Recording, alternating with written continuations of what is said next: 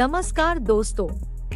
आपका स्वागत है योगेश महाजन लीगल चैनल पर। योगेश महाजन लीगल चैनल पर हम आपको प्रस्तुत करेंगे नवीनतम सुप्रीम कोर्ट के फैसलों और विभिन्न अन्य न्यायालयों के फैसलों पर और विधि ज्ञान को प्रसारित करने का प्रयास करेंगे। इस चैनल पर हम न्यायिक फैसलों के महत्व को समझाने और विधि समझौतों की युक्तियों को समझाने का प्रयास करते हैं।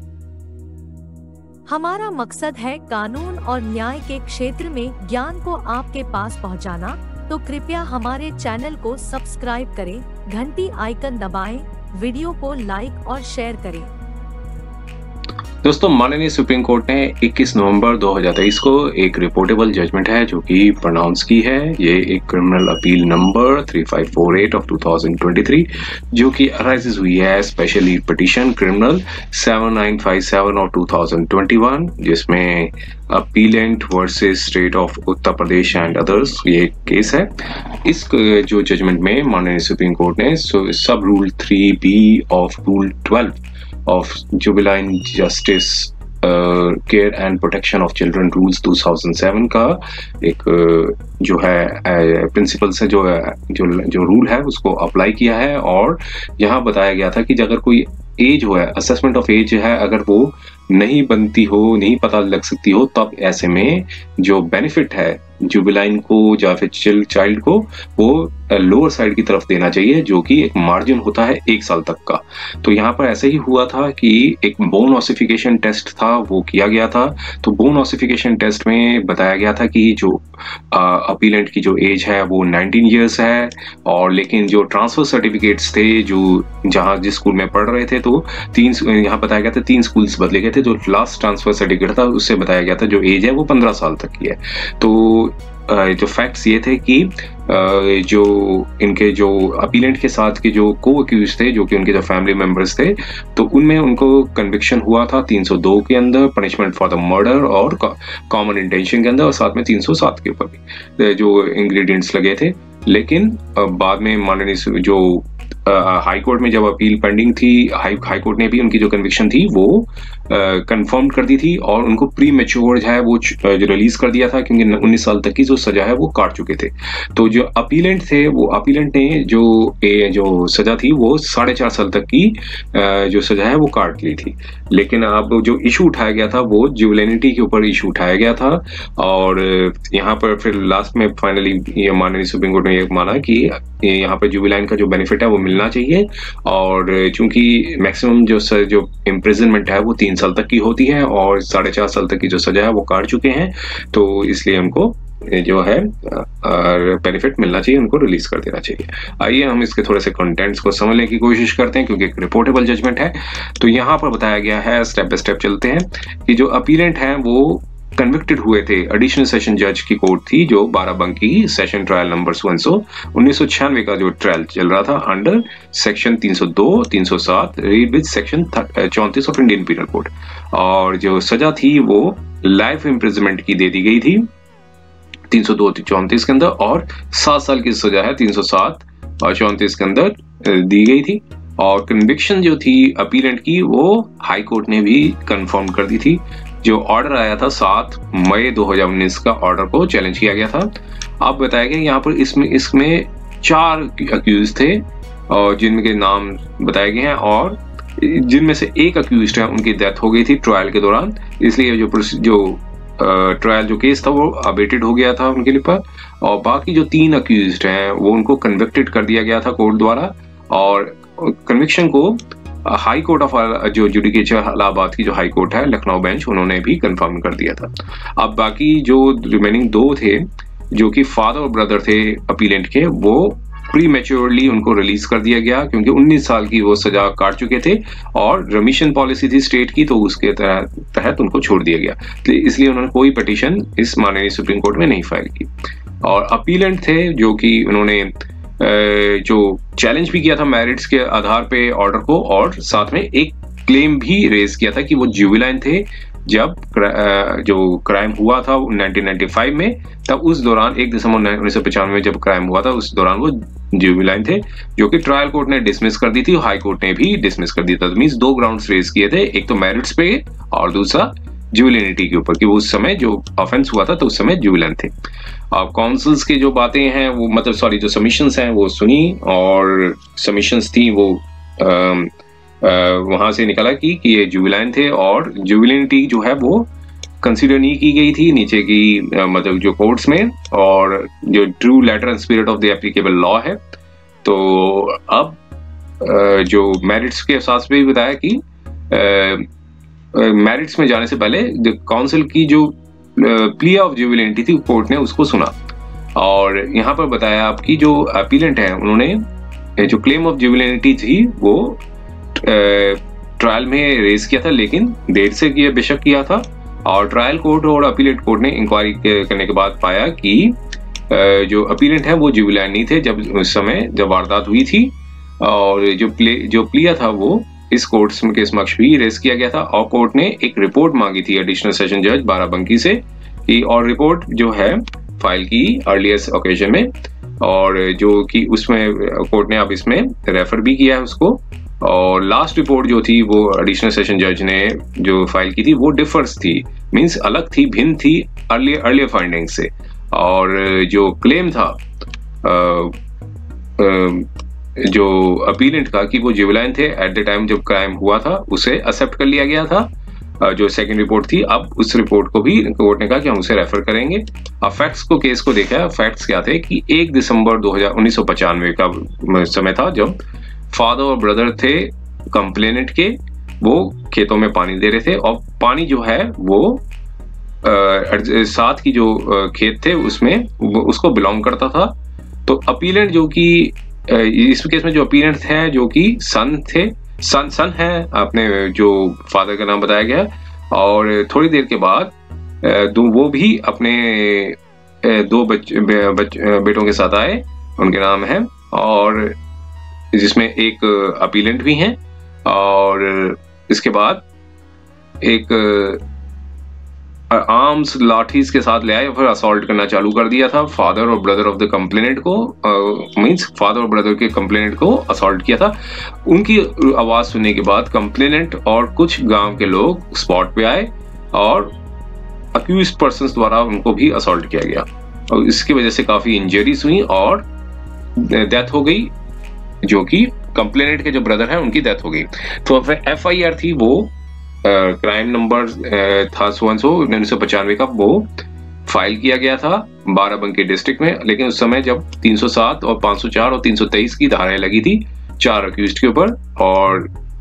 चूंकि ब्रदर जो कंप्लेनेंट की डेथ हो गई थी सेम डेट पे ही तो फिर 302 की भी धारा लगा दी गई थी FIR के अंदर। अब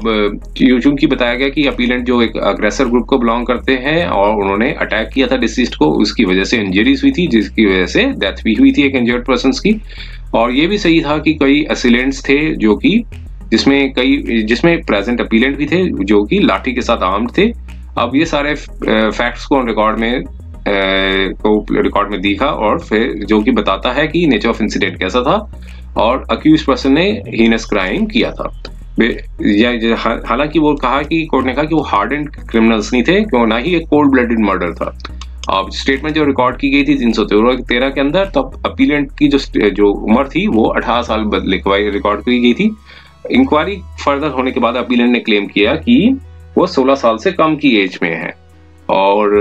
1 दिसंबर 1995 में उस कुछ समय उनकी उम्र 16 साल से कम थी। उस समय जो था वो जुवेनाइल जस्टिस एक्ट था जो कि फोर्स में था और वहां पे उस समय जो जुवेनाइल जस्टिस एक्ट 1986 के मुताबिक कि अगर उस समय लड़का जैसे बॉय की जो एज है वो 16 साल से कम होनी चाहिए कंप्लीट नहीं होनी चाहिए और लेकिन उसके बाद juvenile justice care and protection of the children act 2000 का पास हुआ था तो उसको भी कोर्ट ने कहा कि हम उसे बाद में देखेंगे। लेकिन जो फॉर्मल प्लिया था वो रेस किया गया था ट्रायल के दौरान और इन सपोर्ट ऑफ द प्लिया में अपीलेंट ने एक स्कॉलर रजिस्टर का एक सर्टिफिकेट था नेशनल इंटर कॉलेज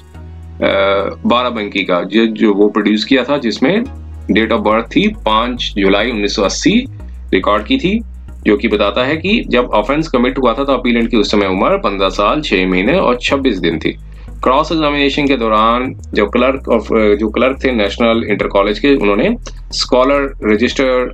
प्रोड्यूस किया। उसमें एडमिट किया कि जो एंट्री जो की गई थी वो ट्रांसफर सर्टिफिकेट जो इशू हुआ था, उनका एक विद्यालय था जो कि हाई स्कूल बताया गया है, उसके बेसिस पे हुआ था, जो कि ट्रांसफर सर्टिफिकेट को भी रिकॉर्ड पे प्लेस नहीं किया गया था।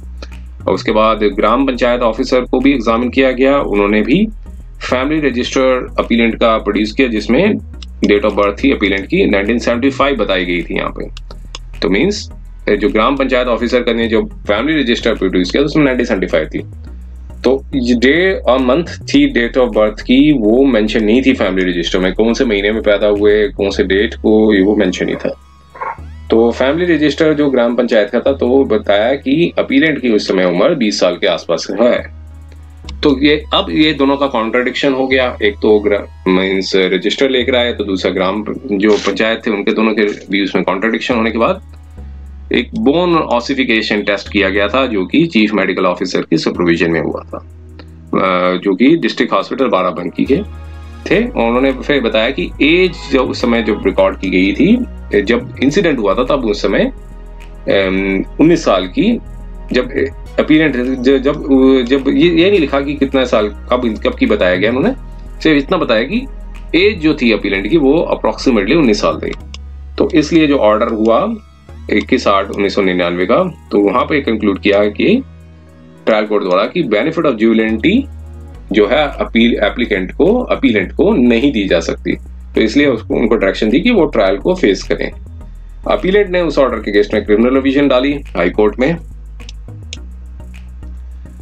अब जो 21 अगस्त 1999 का पास हुआ था एडिशनल सेशन जज द्वारा, हाई कोर्ट ने क्रिमिनल रिवीजन को 16 सितंबर 1999 में डिसमिस कर दी। तो उस समय जो स्टेज थी फाइलिंग रिवीजन पिटीशन की, कब बताया गया, जब हुआ था डिसमिस तब कब बताया गया कि जो ट्रायल था वो ऑलमोस्ट कंप्लीट हो चुका था। हाई कोर्ट ने कंसीडर नहीं किया और ये उचित नहीं पाया कि मतलब उचित पाया कि इसमें इंटरफेयर करना ठीक नहीं होगा, और साथ में काफी देरी से बाद ये इशू को उठाया गया, बिलेटेड स्टेज बताया गया। तो अब इसके बाद एडिशनल सेशन जज ने जो बाराबंकी के थे ट्रायल को कंटिन्यू किया और सारे अक्यूज्ड पर्सन्स, एक नाम बताया जिनका, उनको छोड़ के जिसमें अपीलेंट भी शामिल है, उनको कन्विक्टेड कर दिया था अंडर 302-34 जो इंडियन पिनल कोड है और 307-34 इंडियन पिनल कोड के तहत लाइफ इम्प्रिजनमेंट और 7 साल की रिगरस इम्प्रिजनमेंट बताई। और जो एक दूसरे को अक्यूज थे उनकी डेथ हो गई थी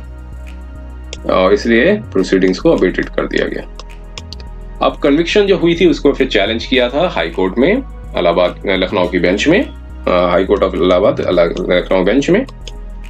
अपीलेंट ने साथ में एक क्रिमिनल मिसलेनियस पिटीशन भी 319 सीआरपीसी के अंदर डाली, जो कि एडिशनल फॉर एविडेंस के लिए होता है,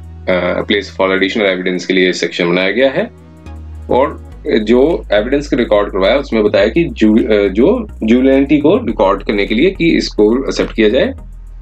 और इसके जो डॉक्यूमेंट था वो ट्रांसफर सर्टिफिकेट 1995 का हाई स्कूल द्वारा था दिया गया था, और जो कि एक scholar register of national inter college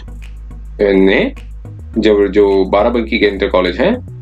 उन्होंने रिकॉर्ड की थी कि अपीलेंट की जो एज है वो 1980 है, 5 जुलाई 1980 है। हाई कोर्ट ने डिसमिस कर दी थी क्रिमिनल अपील को सारी अक्यूज्ड को, और ये प्ली जो रेज की थी जुबिलाइन की उसको भी खारिज कर दिया। और इसके बाद हाई कोर्ट ने ये नोट किया कि जो स्टेट गवर्नमेंट ने जो सेंटेंस थी, जो कि ऑलरेडी 2 को अक्यूज्ड है जिन्होंने 19 साल की सजा काट ली थी, उनको रिमिशन कर दिया, और लेकिन अपीलेंट को कहा कि वो सरेंडर करें। अपीलेंट को डायरेक्शन दी हाई कोर्ट द्वारा, डायरेक्शन दी कि वो सेंटेंस को कैरिड आउट करें, और ज्यूबिलिटी की जो प्ली थी उसको रिजेक्ट कर दिया। ये ग्राउंड्स बताए हैं उसके। और अब इस समय अपीलेंट जो थे उन्होंने मोस्ट ऑफ द टाइम थे वो बेल पे ही थे, और जब हाई कोर्ट का डिसीजन आया तो 29 जुलाई 2019 को वो जेल में थे। तो ऑलरेडी आप वो जो सजा है वो 4.5 साल की काट चुके हैं।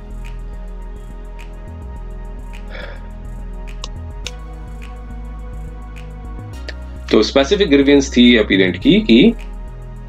जो ट्रायल कोर्ट ने एक्सेप्ट नहीं किया जो स्कॉलर रजिस्टर था नेशनल इंटर कॉलेज बाराबंकी का, क्योंकि वो ट्रांसफर सर्टिफिकेट के बेसिस पे था जो कि जो हाई स्कूल ने जो कमेला के हाई स्कूल ने इशू किया था, जो कि रिकॉर्ड में नहीं है।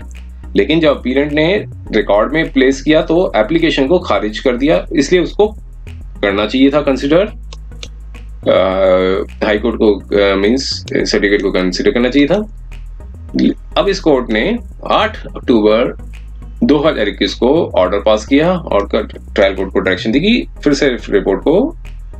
दोबारा से कंसिडर करें और जुबिलिटी की जो प्ली रेज की गई है, जो कि एडिशनल एविडेंस लिए गए हैं।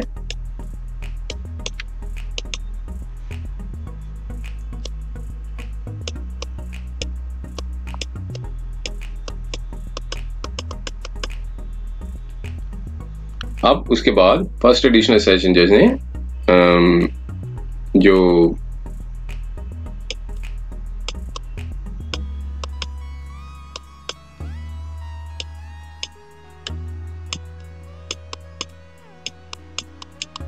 फर्स्ट एडिशनल सेशन जज थे उन्होंने ऑर्डर को कंप्लाई किया और रिपोर्ट थी वो सबमिट की। और इस रिपोर्ट के मुताबिक जो डेट ऑफ बर्थ थी वो फैमिली रजिस्टर में मेंशन जो की गई थी वो 1935 थी। जब वो कमीशन हुआ था ऑफेंस का तब उस समय वो जुवेनाइल नहीं थे। ट्रायल कोर्ट ने एग्जामिन भी की scholar register of national inter college की। अब डेट ऑफ बर्थ थी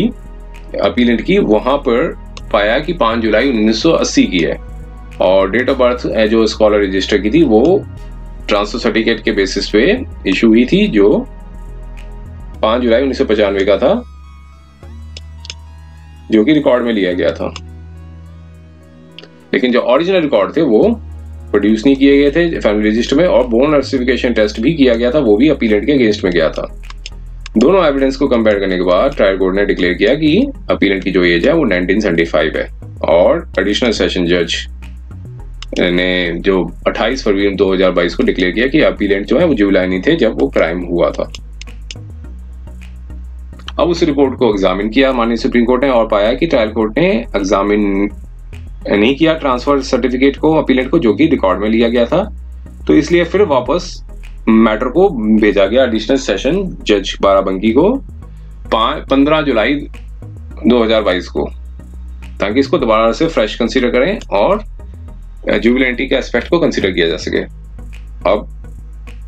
इस कोर्ट ने जो ऑर्डर दिया था वो 15 जुलाई 2022 का कोर्ट ने ये अपना ऑर्डर को कोर्ट किया।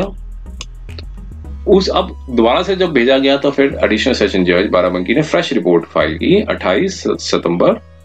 2022 को और डेट ऑफ बर्थ थी वो डिटरमाइन की गई 5 जुलाई 1980 की डेट बताई गई और बताया कि अपीलेंट जो है वो 15 साल 4 महीने और 26 दिन के हैं जब क्राइम हुआ था।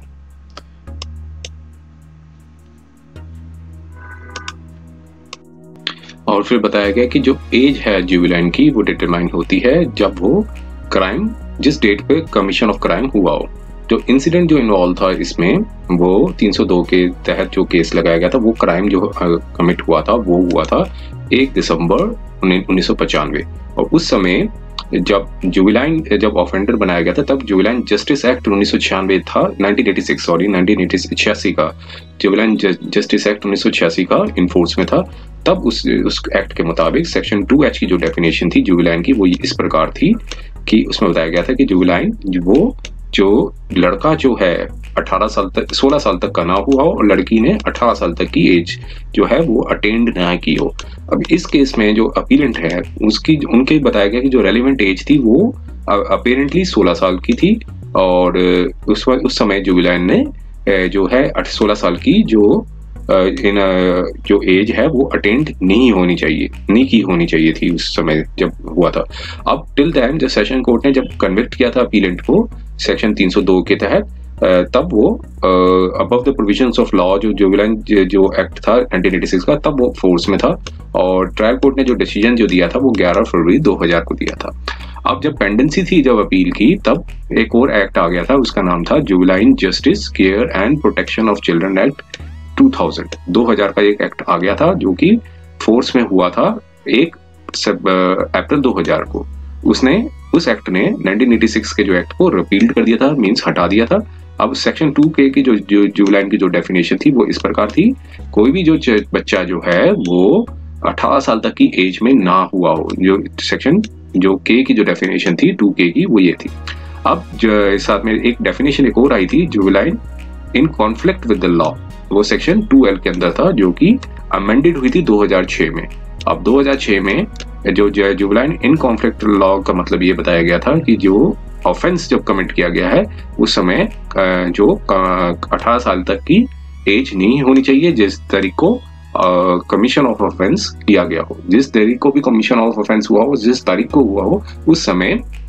18 साल तक की एज है वो नहीं होनी चाहिए। अब 86 का जो एक्ट था वो डिस्टिंक्शन करता था लड़का और लड़की के बीच में। जब जुबिलिटी की थी, जब जुबिलिटी का इशू आता था, जब भी कोई क्लेम जुबिलिटी का लेने का, तो लड़का और लड़की के जो एज में डिफरेंस करता था। अब उस समय जो 16 साल तक की एज बताई थी लड़कों की और लड़कियों की 18 साल की आई थी। और 2000 एक्ट में इस डिस्टिंक्शन को रिमूव कर दिया और जो जुबिलिटी की जो एज थी वो 16 साल से बढ़ा के 18 साल तक की कर दी गई। अब एक मेजोरिटी ओपिनियन आया था 4:4.1 का, जो मीन्स 4:1 का, जो कॉन्स्टिट्यूशनल बेंच की एक जजमेंट थी Pratap Singh versus state of Jharkhand and others 2005 की। तो उसमें बताया गया था कि जब भी एज जुवेनाइल की रिकॉर्ड करनी हो, मीन्स कैलकुलेट करनी हो, तो वो डेट ऑफ ऑफेंस से होगी, ना कि जबकि वो अथॉरिटी के समक्ष या कोर्ट के समक्ष लाया गया हो। और 2000 का जो एक्ट था वो एप्लीकेबल था इन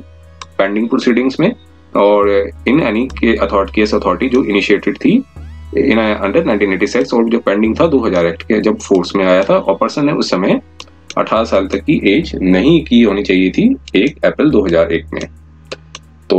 अब बताया कि फिर उसके बाद प्रताप सिंह की जो जजमेंट आई थी तो उसमें एक 2000 का जो एक्ट था उसमें सेक्शन 7 जो का जो अमेंडमेंट था वो इंट्रोड्यूस कर दिया था, सेक्शन 7A इंट्रोड्यूस कर दिया था, और जो कि बताता था कि जो प्रोसीजर जो फॉलो किया जाना चाहिए जब भी कोई क्लेम जुबिलिटी का रेस किया जाएगा किसी भी कोर्ट के समक्ष। और जो juvenile in conflict of law को भी अमेंड कर दिया था, जो कि ऐसा ऊपर रेफर्ड ऑलरेडी किया जा चुका है। और कॉम्प्रिहेंसिव रूल्स से juvenile justice care and protection of children rules 2007 के वो भी बनाए गए थे,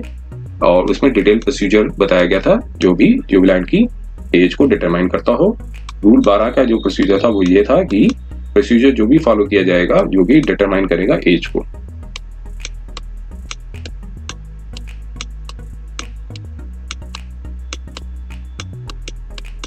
तो उसमें बताया था कि जब भी कोई पेंडेंसी थी, जब पेंडेंसी थी अपील थी इलाहाबाद हाई कोर्ट में जो कि लखनऊ की बेंच थी,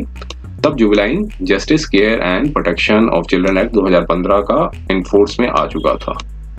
और जिसने 2000 के एक्ट को रिपील कर दिया था। और 2015 के एक्ट के बाद एक कॉम्प्रिहेंसिव और मॉडल रूल्स थे जो कि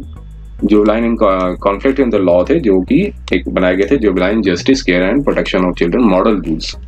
जैसे जे रूल्स का क्या गया था 2016 का, और 94 जे रूल्स 2016 का वो उसने 2007 के जो रूल्स को रिपील कर दिया था।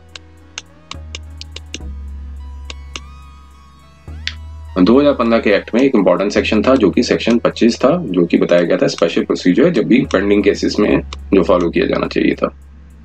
तो अब यहाँ पे बताया कि सत्या दियो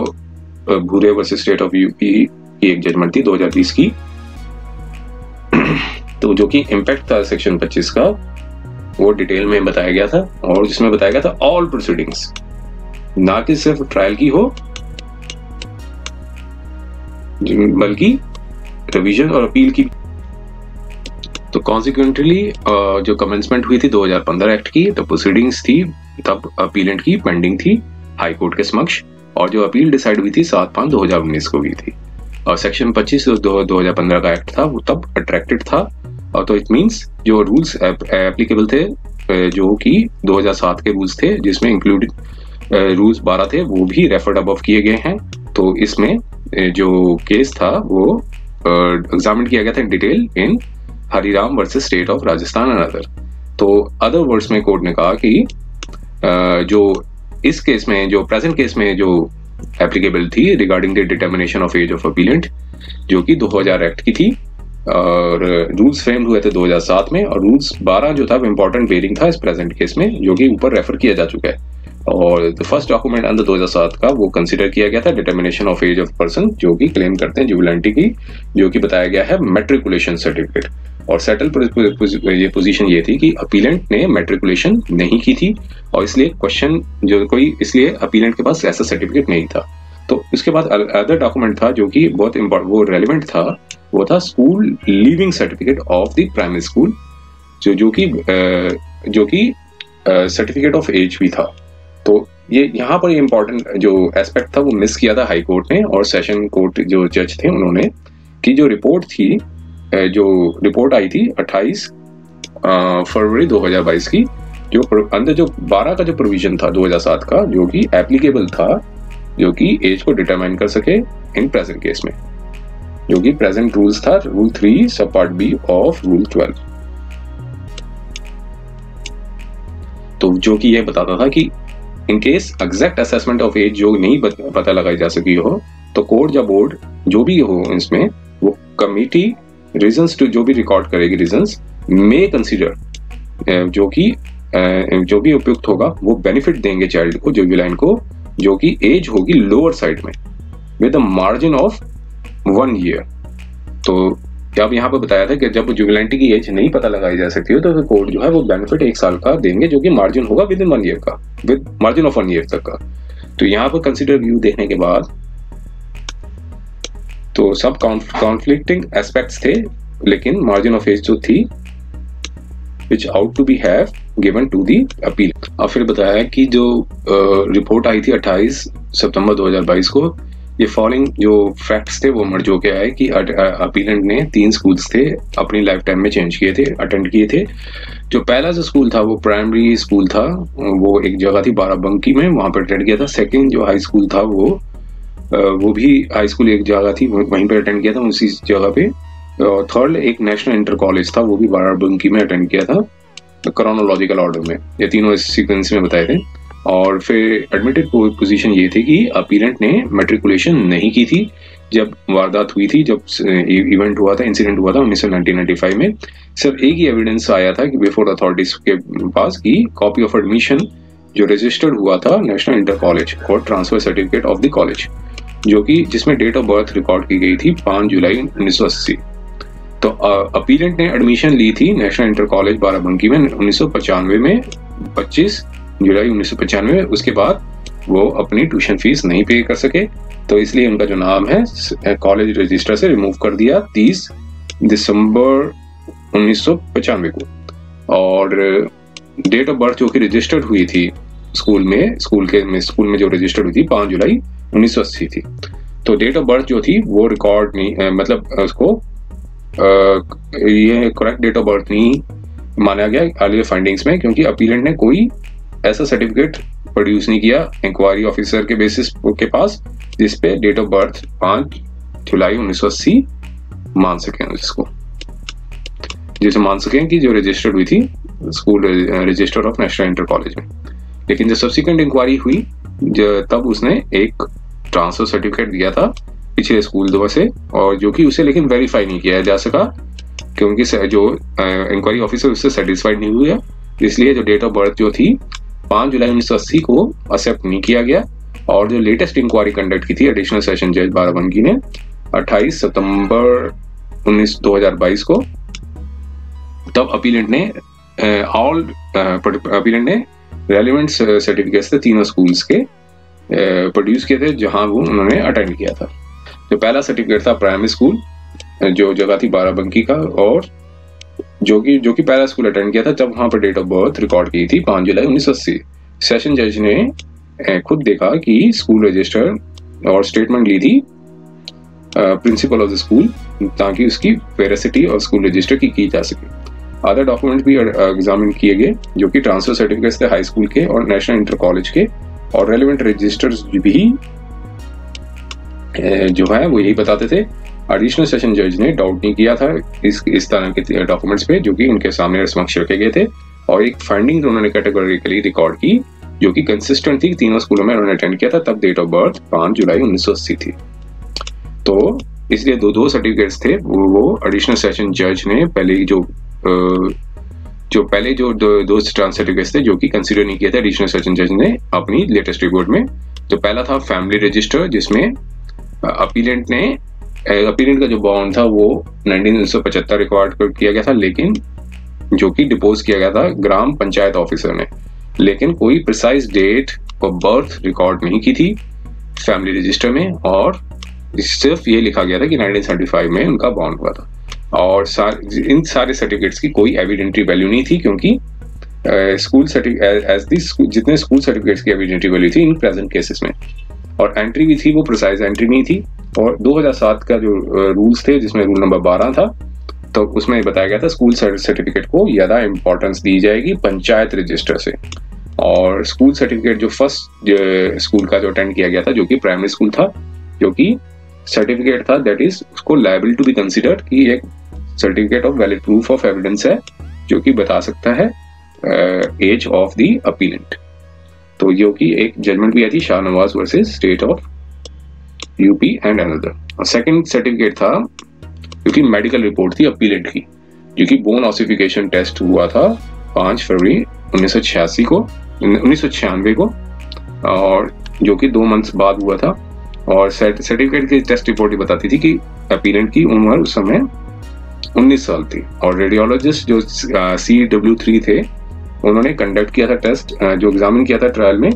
और जो क्वेश्चन पूछा गया वेरिसिटी ऑफ द रिपोर्ट जब डिफेंस द्वारा, तो उन्होंने कहा कि एग्जामिन किया था अपीलेंट को, और उन्होंने बोन ऑसिफिकेशन टेस्ट किया था, लेकिन प्रिसाइज ईयर्स थे, मींस एग्जैक्ट कितने साल के हैं, कि 19 साल के हैं, वो नहीं बता सके थे। तो अकॉर्डिंग टू हिम कि जो टेस्ट था वो किया गया था चीफ मेडिकल ऑफिसर द्वारा, और चीफ मेडिकल ऑफिसर द्वारा को कभी एग्जामिन नहीं किया गया ट्रायल में। तो बोन ऑसिफिकेशन टेस्ट जो कि प्राइमरी जो किया जाता है ताकि एज का डिटरमाइन किया जा सके, लेकिन प्रिसाइज एज, एग्जैक्ट एज जो है वो नहीं पता लगाया जा सकती, सिर्फ वो अप्रोक्सीमेशन ही बता सकते हैं। तो इसमें देखते हुए मेडिकल जो ओपिनियन बोन ऑसिफिकेशन टेस्ट था वो एक एग्जैक्टली इंटायरली करेक्ट नहीं, एक्यूरेट नहीं माना जाता है। तो एक कोर्ट ने एक जजमेंट आई थी, Vinod Katara versus state of UP 2000 SCC online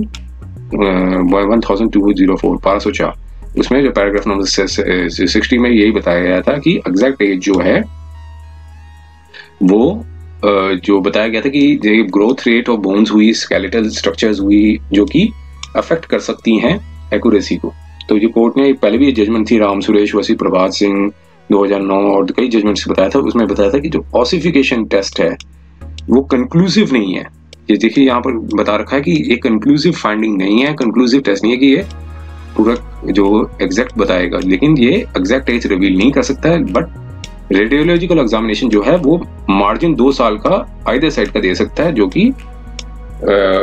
irrespective of the fact की जो ऑसिफिकेशन टेस्ट है जो मल्टीपल जॉइंट्स का कंडक्ट किया जाता है। तो अब यहाँ पर कोर्ट ने बताया कि 2 व्यूज पॉसिबल थे। कोर्ट ने पहले देखा कि लिबरल अप्रोच जो है वो देखनी चाहिए जब भी अंडरटेकन हो। तो पोजीशन जो कोर्ट की थी, एक अर्नित दास वर्सेस स्टेट ऑफ बिहार 2000 की थी, उसमें यही चीज बताई गई थी, हाइपर टेक्निकल अप्रोच ये है कि अडॉप्ट नहीं करनी चाहिए। अगर 2 व्यूज हैं, सेम एविडेंस है, तो कोर्ट जो है वो जुवलाइन के बेसिस पे जो बॉर्डर लाइन केसेस हैं उसके बारे में ही बताएगा। तो ये कई जजमेंट्स को उन्होंने एनालाइज किया। अब यहाँ पर कोर्ट ने बताया कि अगर मेडिकल रिपोर्ट है जो कि बताती है 19 साल है, वो भी करेक्ट वन है,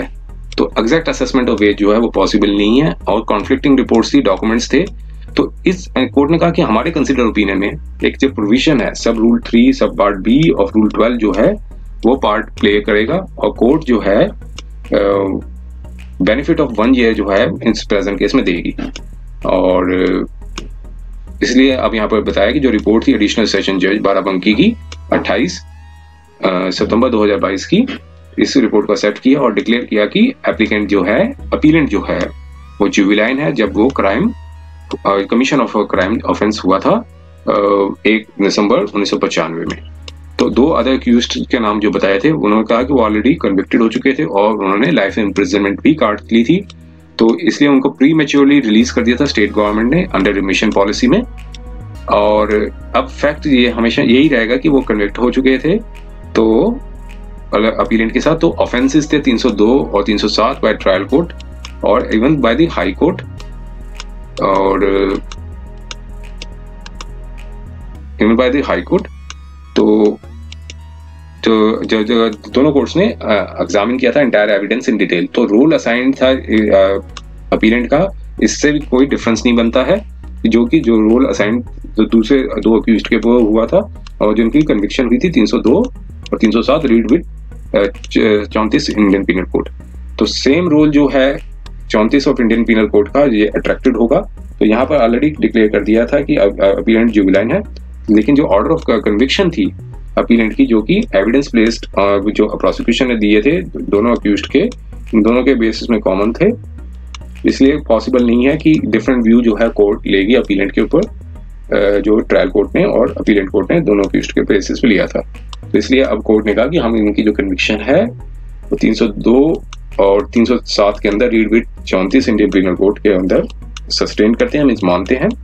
और जो सेंटेंस अवार्ड की गई थी तो वो, लेकिन जो सेंटेंस अवार्ड की थी उसको क्वैश करते हैं, क्योंकि सेंटेंस इनको दी नहीं जा सकती क्योंकि वो जुवेनाइल थे interview of section 16 of juvenile justice act 2000 के तहत। तो अपील को पार्शियली अलाउ कर दिया और क्वेश्चन ऑफ जुवेनाइलिटी थी जो डिस्कस की थी हाई कोर्ट की, जो ऑर्डर ऑफ हाई कोर्ट का था उसको मॉडिफाई कर दिया इस एक्सटेंट पे। अब कहा कि अपीलेंट जो है इस समय जेल में है और ऑलरेडी 43 इयर्स की, मतलब अबाउट 43 इयर्स ऑफ एज होगी उनकी उम्र। तो सारे एलिमेंट एस्पेक्ट्स को देखते हुए अपीलेंट जो है कोर्ट ने डिक्लेयर कर दिया है जुवेनाइल, और जो व्यू था सेक्शन 15 और 16 जुवेनाइल जस्टिस एक्ट 2000 के तहत मैक्सिमम पनिशमेंट थी जो कि जुवेनाइल को दी जाती है 3 साल की। तो यहाँ पर अपीलेंट ने ऑलरेडी 4.5 साल की सजा काट ली है, इसलिए ऑर्डर देते हैं कि अपीलेंट को रिलीज कर दिया जाए अगर किसी दूसरे क्राइम के केस में उनको रिक्वायरमेंट। उम्मीद है कि यह वीडियो आपको पसंद आया होगा। अगर आपने अभी तक हमारे चैनल को सब्सक्राइब नहीं किया है तो कृपया इसे सब्सक्राइब कर ले और बेल आइकन दबाकर नोटिफिकेशन प्राप्त करें ताकि आप हमारे नए वीडियो से अपडेट रह सकें। अगर आपको यह वीडियो पसंद आया हो तो कृपया लाइक करें और अपने दोस्तों के साथ शेयर करें। हमारे चैनल पर आपको न्यायिक मुद्दों, कानूनी सलाह और कानूनी अपडेट्स के बारे में नवाचारिक और महत्वपूर्ण जानकारी मिलेगी। हमारे साथ बने रहें, क्योंकि योगेश महाजन लीगल आपके कानूनी सवालों का सहायक है।